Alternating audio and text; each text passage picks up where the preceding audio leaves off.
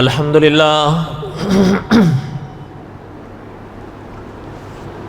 الحمد للہ نحمده ونستعینه ونستغفره ونؤمن به ونتوکل علیہ ونعوذ باللہ من شرور انفسنا ومن سیئات اعمالنا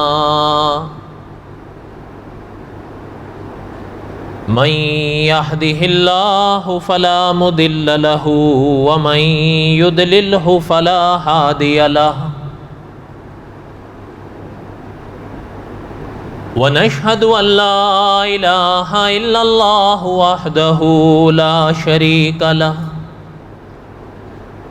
ونشهد أن سيدنا وسندنا ومولانا محمدا عبده ورسوله أما بعد أعوذ بالله من الشيطان الرجيم بسم الله الرحمن الرحيم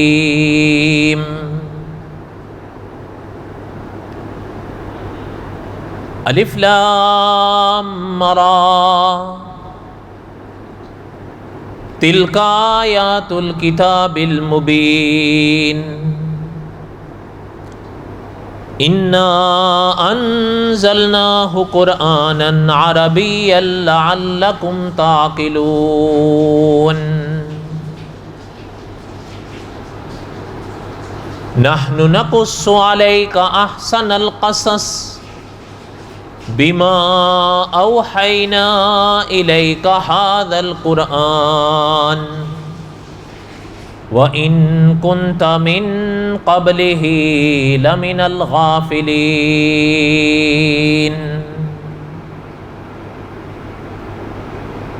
وقال الله تعالى في مقام آخر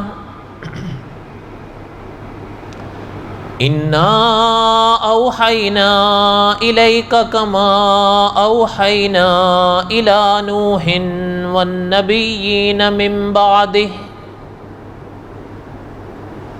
وأوحينا إلى إبراهيم وإسماعيل وإسحاق ويعقوب والأسباط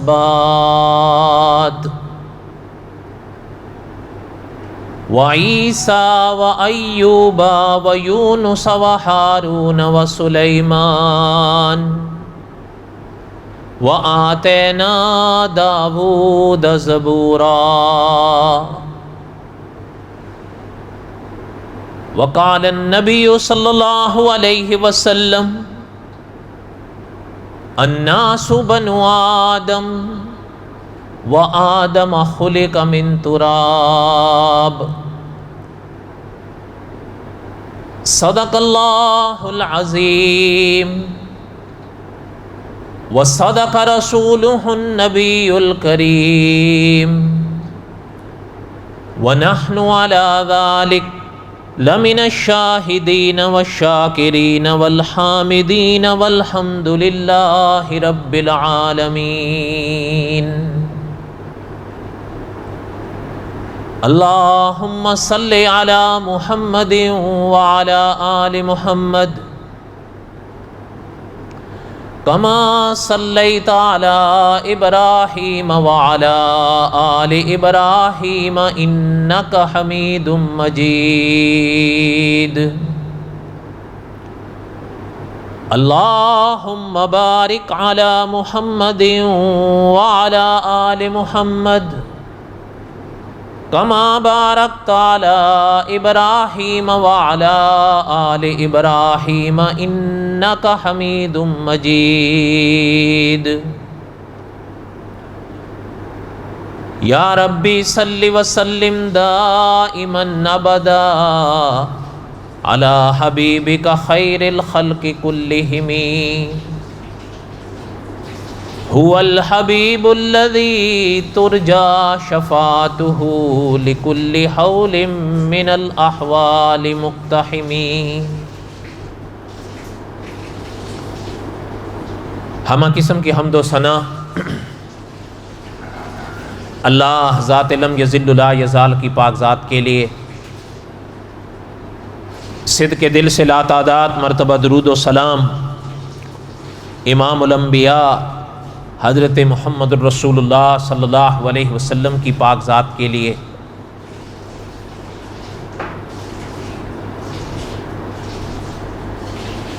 جمعے کے بیانات میں میں قصص الانبیاء علیہ الصلوۃ والسلام کے اسباق دہرا رہا تھا۔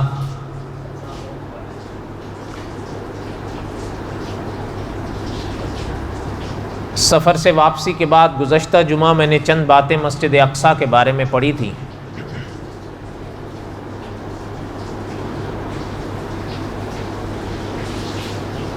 آج واپس اپنا وہ رکا ہوا سبق جہاں چھوڑا تھا وہاں سے دہراؤں گا انشاءاللہ۔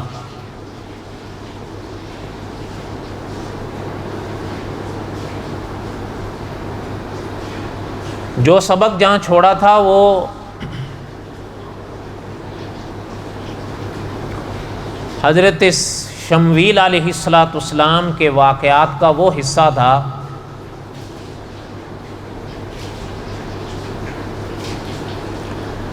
کہ جہاں حضرت شمویل علیہ السلام نے اللہ تعالیٰ کے حکم کے مطابق حضرت طالوت کی بادشاہت کا اعلان فرمایا تھا۔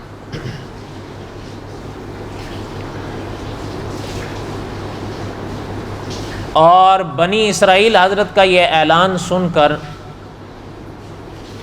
حضرت کا یہ فرمان سن کر حیران ہو گئے تھے، اور ان کا کہنا یہ تھا کہ حضرت طالوت ہمارے بادشاہ کیسے ہو سکتے ہیں؟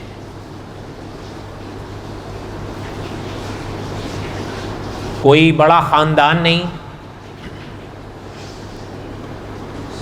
کوئی مالی حیثیت خاص نہیں،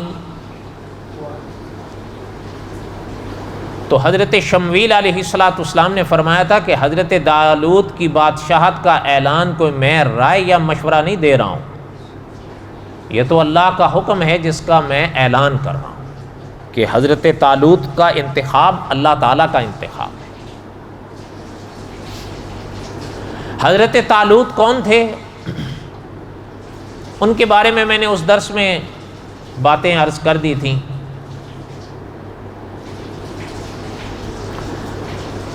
قرآن مقدس اسلامی تاریخ پڑھنے سے پتہ چلتا ہے کہ اللہ تعالیٰ کی برگزیدہ ہستیوں میں سے ایک ہستی تھے۔ علماء نے وضاحت فرمائی ہے کہ اللہ کے انبیاء میں سے تو نہیں تھے، لیکن اللہ کے اولیاء میں سے تھے۔ اور علماء نے یہ بھی لکھا ہے کہ اس زمانے میں نبوت کے لحاظ سے رہنمائی حضرت شمویل علیہ السلام کر رہے تھے، اور بادشاہت کے لحاظ سے محنت حضرت طالوت کے حصے میں آئی۔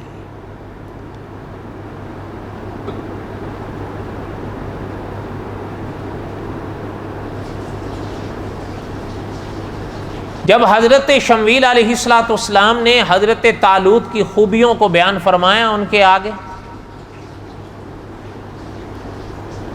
غالباً مولانا ادریس کاندلوی رحمۃ اللہ علیہ نے لکھا ہے کہ ہر خوبی سے بڑی خوبی حضرت طالوت کی یہ تھی جو قدرت کا انتخاب تھے وہ۔ اس کے باوجود بھی بنی اسرائیلی تھے، وہ حضرت شمویل علیہ السلام کے پاس آ کے کہنے لگے کہ محترم اگر کوئی نشانی بھی آپ بتا دیں ہمیں تسلی ہو جائے گی۔ حالانکہ جب حضرت شمویل علیہ السلام نے فرما دیا تھا بات ختم ہو جائے۔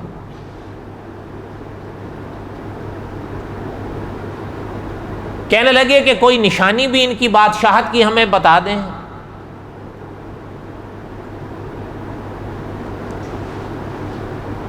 فرمایا وَقَالَ لَهُمْ نَبِيُّهُمْ إِنَّ آيَةَ مُلْكِهِ أَن يَأْتِيَكُمُ التَّابُوتُ فِيهِ سَكِينَةٌ۔ حضرت شمویل علیہ السلام نے فرمایا کہ ان کی بادشاہت کی نشانیوں میں سے نشانی حضرت نے بیان فرمائی۔ حضرت طالوت کی بادشاہت کی نشانی جو بنی اسرائیل مانگ رہے تھے، تو اللہ تعالیٰ کے پیغمبر نے، علماء مفسرین نے لکھا ہے کہ اللہ کی پاک بارگاہ میں دعا فرمائی اللہ نے حضرت شمویل علیہ السلام کی دعا کو قبول فرما کر یہ نشانی اپنے نبی کو بتائی کہ ان کو بتائیں۔ تب حضرت شمویل علیہ السلام نے بنی اسرائیل سے فرمایا وَقَالَ لَهُمْ نَبِيُّهُمْ إِنَّ آيَةَ مُلْكِهِ أَن يَأْتِيَكُمُ التَّابُوتُ فِيهِ سَكِينَةٌ مِّن رَّبِّكُمْ وَبَقِيَّةٌ مِّمَّا تَرَكَ آلُ مُوسَىٰ وَآلُ هَارُونَ تَحْمِلُهُ الْمَلَائِكَةُ إِنَّ فِي ذَلِكَ لَآيَةً۔ حضرت شمویل علیہ السلام نے فرمایا کہ ان کی بادشاہت کی نشانی یہ ہے کہ تابوت سکینہ تمہارے پاس لوٹ آئے گا۔ تابوت سکینہ کیا ہے؟ آپ کو یاد ہوگا کئی ماہ پہلے، غالباً ماہ رمضان سے بھی پہلے، اس باب کے ابتدائیے میں ہم نے تفصیل سے پڑھ لیا تھا کہ تابوت سکینہ کیا ہے۔ خلاصہ دوہرا لیں تاکہ شاید کسی کے ذہن میں نہ ہو۔ اتنا تو آپ سمجھ سکتے ہیں کہ تابوت ایک سکینہ کو ایک صندوق کو کہتے تھے، اسے تابوت سکینہ کہا جاتا تھا۔ صندوق تھا ایک، اور کلام پاک کی آیت پڑھنے سے پتہ چلتا ہے، اور علماء مفسرین نے کلام پاک کی آیت کی روشنی میں لکھا ہے کہ اس صندوق کے اندر اللہ کے برگزیدہ ہستیوں کے تبرکات تھے۔ کیا معنی؟ فرمایا حضرت موسیٰ علیہ السلام کا وہ عصا جو قرآن پاک میں حضرت موسیٰ علیہ السلام کے تذکروں کے سنگ سنگ چلتا ہے، وہ عصا تھا اس میں۔ علماء نے لکھا ہے کہ اللہ کے پیغمبر کا پیرہن تھا اس میں۔ علماء نے لکھا ہے کہ وہ تختیاں جن پر تورات لکھی ہوئی حضرت موسیٰ علیہ السلام کے پاس تھی، وہ تختیاں تھیں۔ اور حضرت ہارون علیہ السلام کا لباس تھا۔ بعض علماء نے یہ بھی فرمایا ہے کہ حضرت موسیٰ علیہ السلام کے نالین شریفین بھی تھے، واللہ عالم۔ بہرحال تبرکات تھے، ان میں کوئی شک نہیں۔ تفصیلات میں کچھ اختلاف ہے، کچھ حضرات نے زیادہ لکھا ہے، کچھ حضرات نے کم لکھا ہے۔ اچھا، یہ بھی علماء مفسرین نے لکھا ہے کہ بنی اسرائیل اس تابوت کو اپنے سنگ رکھا کرتے تھے، جہاں کہیں سفر پیش آئے ساتھ رکھتے تھے۔ اور یہ بھی علماء مفسرین نے لکھا ہے کہ کبھی جنگ پیش آ جاتی تھی تو جنگ کے موقع پر بھی سنگ رکھتے تھے۔ اور علماء مفسرین نے یہ بھی لکھا ہے کہ ان تبرکات کی برکت سے، تابوت سکینہ کی برکت سے اللہ تعالیٰ ان کو فتح نصیب فرماتے تھے۔ ان پر چند باتیں شاید میں آگے عرض کروں گا انشاءاللہ تبرکات کے حوالے سے، اگر وقت رہا تو۔ ایک تو یہ ہے تابوت سکینہ، دوسرا یہ ہے کہ جو حضرت شمویل علیہ السلام نے حضرت طالوت علیہ السلام کی بادشاہت کی نشانی کے طور پر بیان فرمایا کہ تابوت سکینہ تمہارے پاس لوٹ آئے گا۔ اس جملے سے پتہ چلتا ہے کہ بنی اسرائیل کے پاس تھا نہیں وہ اس وقت۔ علماء مفسرین نے لکھا ہے کہ جب ان پر حملہ ہوا تھا بنی اسرائیل پر، تو جس بادشاہ نے حملہ کیا تھا وہ جہاں ان کے لوگ قتل کر گیا تھا، کچھ لوگ ان کے قیدی بنا کے ساتھ لے گیا تھا، وہ تابوت سکینہ کو بھی اٹھا کے لے گیا تھا۔ کافی عرصہ ان سے تابوت سکینہ دور رہا، یہ تابوت سکینہ سے محروم رہے۔ اس لیے ان کو بہرحال اس کا دکھ تو تھا، لیکن ہمت نہیں تھی یا جرت نہیں تھی جو مقابلہ اسے کر کے واپس لاتے۔ تو حضرت شمویل علیہ السلام سے جب حضرت طالوت کی بادشاہت کی نشانی مانگی تو اللہ ذو الجلال والاکرام نے فرمایا میرے پیغمبر ان سے کہیے کہ ان کی بادشاہت کی نشانی یہ ہے کہ تابوت سکینہ تم سے کھو گیا ہے نا، وہ واپس آ جائے۔ اچھا، آئے گا کیسے؟ وہ تابوت سکینہ لائے گا کون؟ اللہ تعالیٰ نے اپنے پاک کلام میں ارشاد فرمایا اسے ہمارے فرشتے لائیں گے تمہارے پاس۔ وَقَالَ لَهُمْ نَبِيُّهُمْ مِنْ آيَةِ مُلْكِهِ أَنْ يَأْتِيَكُمُ التَّابُوتُ فِيهِ سَكِينَةٌ من ربکم وبقیہ مما ترک آل موسیٰ وآل ہارون تحملہ الملائکہ، فرشتے اٹھا کے لائیں گے۔ علماء نے لکھا ہے، یہ تو آپ بھی خیر پڑھے ہوں گے، سنے ہوں گے، اللہ تعالیٰ کی مخلوقات میں 4 بڑی مخلوقات میں سے فرشتے اللہ کی ایک خاص اور بڑی مخلوق ہے۔ اور علماء عقائد نے لکھا ہے کہ انسانوں کو فرشتوں کے وجود پر ایمان رکھنا ضروری ہے۔ آمنت باللہ و ملائکہ، اللہ پر ایمان کے بعد پہلا لفظ ملائکہ پر آ رہا ہے، اس لیے کہ اللہ کے انبیاء پر وہاں کے پیغام فرشتے ہی لاتے ہیں۔ اور ہر انسان کے ساتھ 2 تو قدرت نے رکھے ہوئے ہیں، تو یہ تو آخری پارے میں خود اللہ تعالیٰ نے بیان فرمایا، جن کے ذمے یہ ہے کہ وہ انسان کی اچھائیاں اور برائیاں لکھتے ہیں۔ بہرحال انشاءاللہ ملائکہ پر میں بات حضرت سلیمان علیہ السلام کے واقعات میں کروں گا۔ ابھی یہ سنیں کہ جب اللہ نے فرمایا کہ میرے فرشتے لے کر آئیں گے تمہارے پاس، حضرت شمویل علیہ السلام نے فرمایا اللہ کے ملائکہ لے آئیں گے، ان فی ذالک لآیہ، تمہارے لیے نشانی ہے۔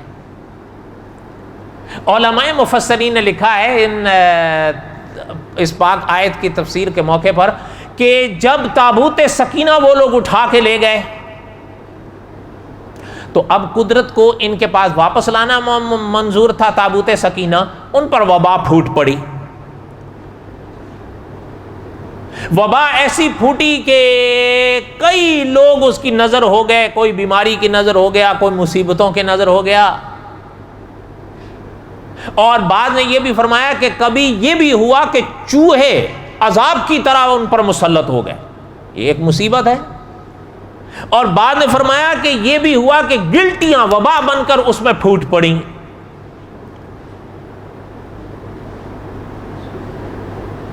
اب وہ پریشان تو تھے، سمجھ میں نہیں آ رہا ہے، تو علماء مفسرین نے لکھا ہے کہ جو نجومی تھے نا ان کے، انہوں نے کہا کہ بھائی یہ ہو نہ ہے، یہ اسی کی وجہ سے ہے، یہ سب ہو رہا ہے، یہ جو تابوت لائے ہو اس کو اپنے ہاتھ سے نکالو، یہ نکال دو گے، ہٹا دو گے تو جان چھوٹ جائے گی، ورنہ یہ اس طرح کی مصیبتیں کبھی وبا بن کر آئے گی، کبھی چوہے بن کر آئیں گے، کبھی گلٹیاں بن کر آئے گی۔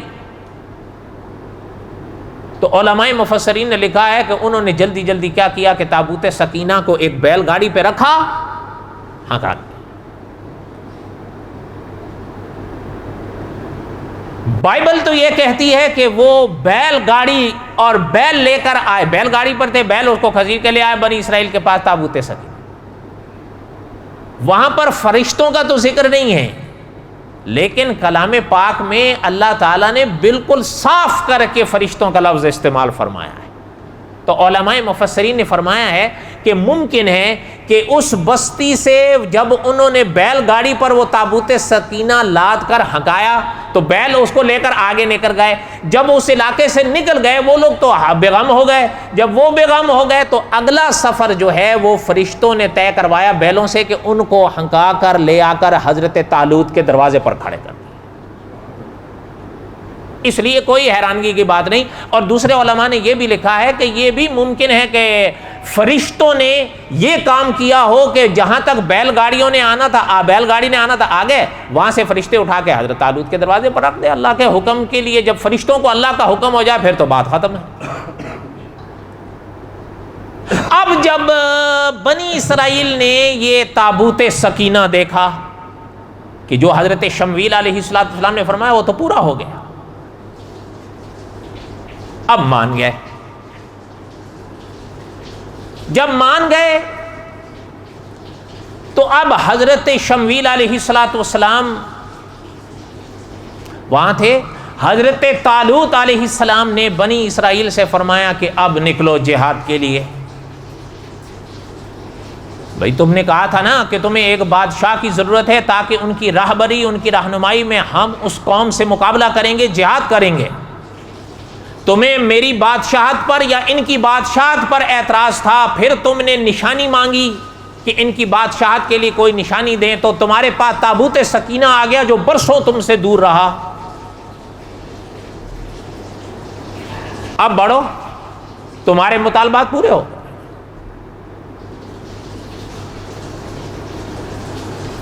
حضرت طالوت ان کو لے کر آگے بڑھے۔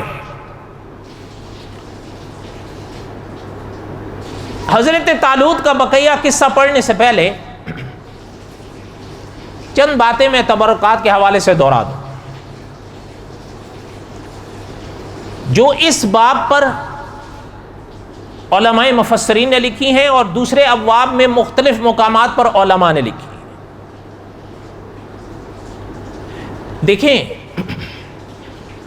ایک بات ذہن میں رکھیں، عقیدہ توحید یہ اسلام کی روح اور جان ہے۔ ایک بات تو یہ ذہن میں بٹھا لیں موٹی سی۔ دوسری بات، کوشش انسان کرتا ہے اور کرنی چاہیے کہ نیکی انسان کرے۔ مفتی تقی عثمانی صاحب نے لکھا ہے کہ نیکیاں ہی اس جہان جس کو آخرت کا جہان کہتے ہیں اس جہان کی کرنسی ہے۔ ایک بات، ان کے ساتھ ساتھ یہ بات بھی ذہن میں ہمیشہ رکھا کریں گرہ کے طور پر کہ علامہ شبیر احمد عثمانی رحمۃ اللہ علیہ نے لکھا ہے کہ صحیح عقیدہ یہ انسان کی نیکی کے لیے روح اور جان ہے۔ علماء نے لکھا ہے انسان جو نیکی کماتا ہے یا کوشش کرتا ہے وہ اللہ کی بارگاہ میں تبھی قبول ہوتی ہے جب اس کا عقیدہ صاف ہو۔ یہ بات موٹی سی ذہن میں رکھ لیں۔ اس لیے عقیدہ توحید کو بالکل بے غبار صاف رکھنا ہے۔ اس کے بعد یہ یاد رہے کہ عقیدہ توحید کا یہ معنی نہیں ہے کہ ہم ہر صحیح بات کا انکار کرتے چلے جائیں، نہیں، صحیح بات کا اقرار کرنا ہے، غلط بات کا انکار کرنا ہے، صحیح بات کو اپنانا ہے، غلط بات کو چھوڑنا ہے۔ اس کا معنی کیا ہے؟ اس کا معنی یہ ہے کہ آپ نے اور ہم نے جب یہ پیشانی جھکانی ہے تو ایک اللہ ہی کے آگے سامنے جھکانی ہے، بس۔ آپ سب ہم صبح شام اللہ تعالیٰ کے کرم سے دہراتے ہیں ایاک نعبد و ایاک نستعین۔ یہ پاک آیت ہی کا ہی درس دیتی ہے کہ اللہ ہم تیری ہی عبادت کرتے ہیں اور تجھ ہی سے مدد چاہتے ہیں۔ ایک یہ بات ذہن میں رکھ لیں، جب یہ پیشانی اللہ تعالی ہی کے آگے جھکانی ہے تو اسی کے ساتھ اگلی بات بھی ذہن میں رکھ لیں کہ جب بھی مانگیں، جو مانگیں، جہاں مانگیں، جتنا مانگیں، جس کے لیے مانگیں، چاہے اپنے لیے چاہے دوسرے کے لیے، اللہ ہی سے مانگیں۔ انسان کبھی ضرورت ہوتی ہے، انسان اولاد مانگتا ہے، اللہ سے مانگیں۔ اللہ نہ کرے کوئی بیمار ہوتا ہے، خود کے لیے یا اپنوں کے لیے شفا مانگنی ہے، اللہ ہی سے مانگیں۔ دواؤں میں، پرہیزگاریوں میں شفائیں نہیں رکھی، شفا اس کے حکم میں ہے، اس کو منظور ہوگا ہو جائے۔ ہاں، اس کا معنی علماء نے لکھا ہے یہ بھی نہیں ہے کہ پرہیز چھوڑ دیا جائے یا دوا چھوڑ دی جائے۔ قاری عبداللہ یابی صاحب رحمۃ اللہ علیہ فرمایا کرتے تھے دوا کھانا بیماری میں سنت پیغمبر ہے۔ ہاں، اس بیماری پہ بھروسہ نہیں، اس دوا پر بھروسہ نہیں کرنے ہیں کہ بس یہ دوا کھائے ہم ٹھیک ہو گئے۔ شفا اس پاک ذات کے حکم میں، اس کو منظور ہوگا ہو جائے، اس کو منظور نہیں ہوگا۔ سوالی دوائیں کیا جو مرضی آپ کھا لیں، اس پاک ذات کو منظور نہیں ہوگا، نہیں ہوگا۔ اس لیے یہ بات تو ذہن میں رکھ لیں۔ باقی رہ گیا مسئلہ، جیسے دیکھیں انبیاء علیہ الصلوۃ والسلام ہیں یا اولیاء ہیں اللہ تعالیٰ کے نیک بندے، یہ دونوں اللہ تعالیٰ کی برگزیدہ ہستیاں ہوتی ہیں۔ اچھا، جب ان کے مقام خاص ہوتے ہیں، جب ان کے مقام خاص ہوتے ہیں، اللہ ذوالجلال والاکرام کی ان پر عنایات بھی خاص ہوتی ہیں۔ آپ نے، ہم نے عقیدہ توحید کا اقرار کرنا ہے، اللہ تعالیٰ کی وحدانیت کا اقرار کرنا ہے، لیکن اس کا معنی یہ نہیں کہ ان حضرات کی عظمت یا عزتوں کا انکار کر دیا جائے تو میری اور آپ کی توحید قائم ہو جائے گی. نہیں، جو قدرت نے ان کو عزتیں بخشی ہیں ان عزتوں کو 1000 بار سلام کریں گے. یہ پاک آیت جو صاف بتا رہی ہے کہ تابوت سکینہ میں تبرکات تھے. تبرکات تھے کیا؟ علماء مفسرین نے لکھا ہے حضرت موسیٰ علیہ السلام کا عصا تھا، جس کا ذکر سورہ طٰہٰ میں یا دوسرے مقامات پر ہے. علماء مفسرین نے لکھا ہے حضرت موسیٰ کا پیرہن تھا، چولا جسے آپ کہتے ہیں. حضرت موسیٰ علیہ السلام کی تختیاں تھیں جن پر تورات لکھی تھی. حضرت ہارون علیہ السلام کا لباس تھا. یہ تبرکات تھے. علماء نے لکھا ہے بنی اسرائیل اپنے سنگ اس کو رکھتے تھے، اللہ اس کی برکت سے ان کو فتح دیتے تھے. اب یہاں پر آپ اور ہم جو انبیاء علیہ السلام کے تبرکات تھے ان کا اپنا جو ایک مقام قدرت نے دیا ہے اس کا انکار کریں تو یہ مناسب نہیں ہے. بات سمجھ آ رہی ہے؟ اب اچھا یہ بھی آپ ذہن میں رکھیں نا، آپ کو اللہ تعالیٰ فہم دیں، یہ چیز آپ مجھ سے بھی بہتر سمجھ سکتے ہیں. غور کریے گا، یہ جو مدرسہ ہے یا یہ جو عبادت گاہ ہے، دھیان سے بتائیے گا، اس کا کیا وہی مقام ہے جو کولون مسجد کا ہے؟ نہیں، ظاہر بات ہے نہیں، وہ جامع مسجد ہے. یہ تو مصلی کے حکم میں ہے. اچھا پھر آپ مجھ سے بہتر اس بات کو سمجھیں گے، جو مقام جامع مسجد کولون کا ہے، کیا جامع مسجد کولون کا وہی مقام ہے جو مسجد اقصیٰ کا ہے؟ سوال ہی نہیں پیدا ہوتا. مسجد اقصیٰ مسجد اقصیٰ ہے. سرور کونین صلی اللہ علیہ وسلم نے فرمایا، امام ابن ماجہ رحمۃ اللہ علیہ یہ حدیث پاک لائے ہیں، جو مسجد اقصیٰ میں ایک نماز پڑھے گا گویا اس نے 50,000 نمازیں پڑھی. جامع مسجد کولون سر آنکھوں پر ہے، لیکن مسجد اقصیٰ مسجد اقصیٰ. اچھا پھر ایک یہ چیز بھی سمجھیں، جو مقام کعبے کا ہے جسے مسجد حرام کہتے ہیں، کیا وہ مقام مسجد اقصیٰ کا ہے؟ نہیں، اس لیے کہ مسجد حرام مسجد حرام ہے. اچھا اب یہ بات ذہن میں رکھ کے آپ یہ بات سنیں، آپ اور ہم سرور کونین صلی اللہ علیہ وسلم کے امتی ہیں الحمدللہ. اگر میرے ساتھ کہہ دیں الحمدللہ. ایک چولا میں نے پہن رکھا ہے، کچھ چولے آپ حضرات نے پہن رکھے ہیں، اور ظاہر بات ہے سرور کونین صلی اللہ علیہ وسلم کی سیرت طیبہ پر جو کتابیں لکھی گئی ہیں، ایک لباس پاک سرور کونین صلی اللہ علیہ وسلم پہنتے تھے. میں آپ سے پوچھتا ہوں، کیا میرے اور آپ کے چولوں کا وہی مقام ہے جو حضور کے چولے کا تھا؟ سوال ہی نہیں پیدا ہوتا. آپ دیکھیں حضور کی سیرت کی کتابوں میں ہیں، حضرت عائشہ طیبہ طاہرہ رضی اللہ تعالیٰ عنہ کے پاس حضور کا ایک پیرہن تھا. جب سرور کونین صلی اللہ علیہ وسلم اس دنیا سے پردہ فرما گئے، حضرت عائشہ طیبہ طاہرہ رضی اللہ تعالیٰ عنہ کے پاس حضور کا وہ پیرہن رہا.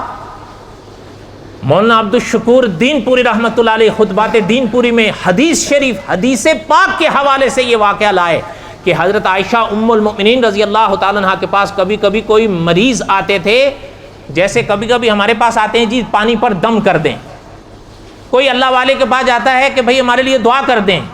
حضرت دین پوری رحمۃ اللہ نے حدیث شریف کے حوالے سے لکھا کہ حضرت عائشہ رضی اللہ تعالیٰ عنہ کے پاس کبھی کبھی کچھ لوگ آتے تھے پردے کے ساتھ، فرماتے تھے کہ اماں بیمار ہے، بخار ہے، نہیں اتر رہا.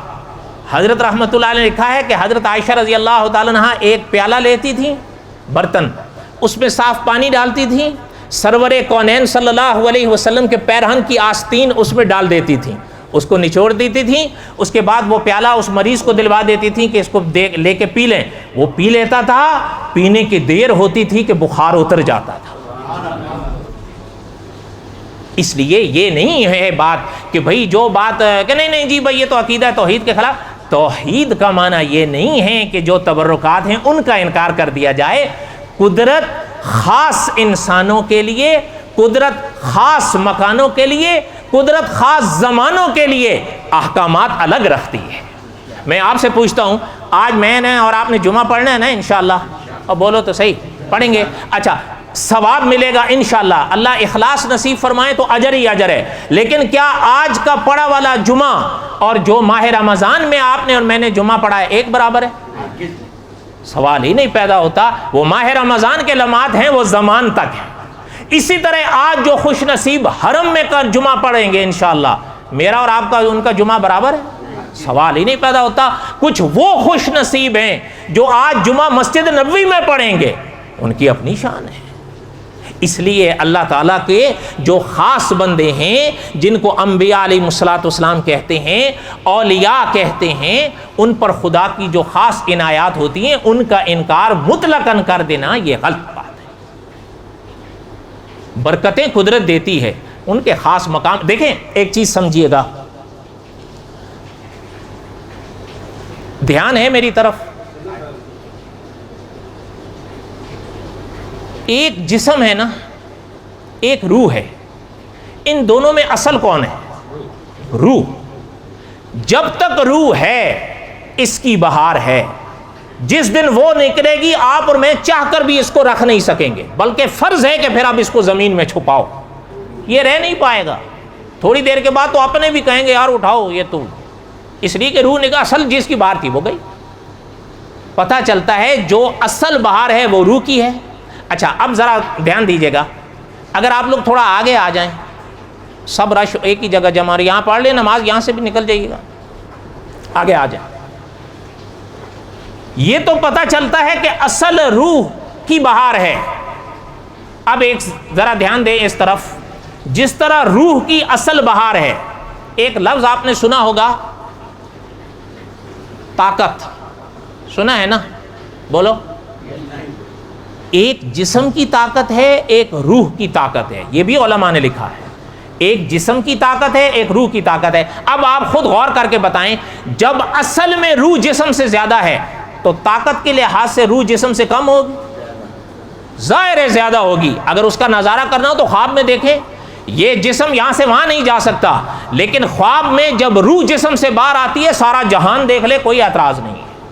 وہ سیر ساری روح کی تو ہوتی ہے. بات سمجھ آ رہی ہے؟ اس لیے علماء نے لکھا ہے پتہ چلتا ہے ہر معاملے میں روح جسم سے بڑھ کر ہے. لیکن جس طرح اس دنیا میں جسمانی طاقت کے پیمانے الگ ہیں، اسی طرح روح کی طاقت کے پیمانے بھی الگ ہیں. کیا معنی؟ اس دنیا میں کچھ ایسے لوگ ہیں وہ وزن کے لحاظ سے اتنی محنت جسم پر کرتے ہیں. آپ اور میں، چند روز پہلے کی بات ہے، میں حرم جانے سے پہلے ایک راستے آ رہا تھا یہاں، تو ایک چائنیز بابا تھا بہت ضعیف، وہ گر گیا. تو میں نے دیکھا کہ وہاں پر ایک دو تین لوگ اس کو بابے کو اٹھانے کی کوشش کر رہے تھے، نہیں اٹھا پا رہے تھے. بابا ذرا بھاری بھرکم تھا.